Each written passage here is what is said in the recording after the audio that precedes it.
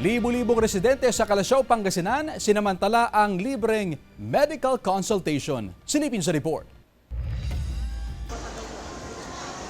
Maagang nagtungo kaninang umaga sa Doña Maria Subdivision sa Barangay Bunlag, Calasiao, Pangasinan ang mag-asawang Irlinda at Eduardo Soriano para magpakonsulta. Si Nanay Irlinda, ilang taon na raw hirap makapaglakad dahil sa arthritis, habang halos isang linggo na raw nakararanas ng ubo ang asawang si Eduardo. Pag magpa-check up ka kasi, 600 na yung consultation, yung medical mission. Sabi ko sa asawa ko, magpa-check up tayo kako.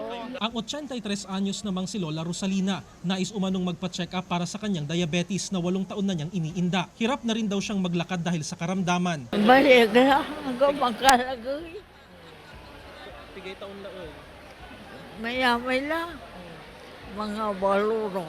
Ilan lamang ang mag-asawang Soriano at Lola Rosalina sa libu-libong residente sa bayan ng Calasiao na nag-avail ng libreng registration at medical consultation na hatid ng pamahalaang panlalawigan, katuwang ang PhilHealth na sabay-sabay isinagawa sa 5 venues sa bayan. Itong programang ito is kumbaga complementing the national program of our national government, which is the PhilHealth Consulta program.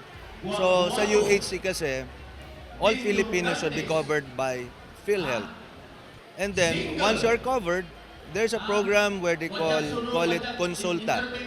Ito ay libreng check-up. Bukod sa libreng konsultasyon, bukas din ang programa sa mga nangangailangan ng X-ray at dental care services. Kabilang sa madalas ipakonsulta ang respiratory illnesses, buhat na rin ang nararanasang malamig na panahon. Samantala, mayroon ding libreng veterinary services para sa mga alagang hayop. Kasama si Ron Alister Taniedo, Jarek Pasilyao, 1 North Central Luzon.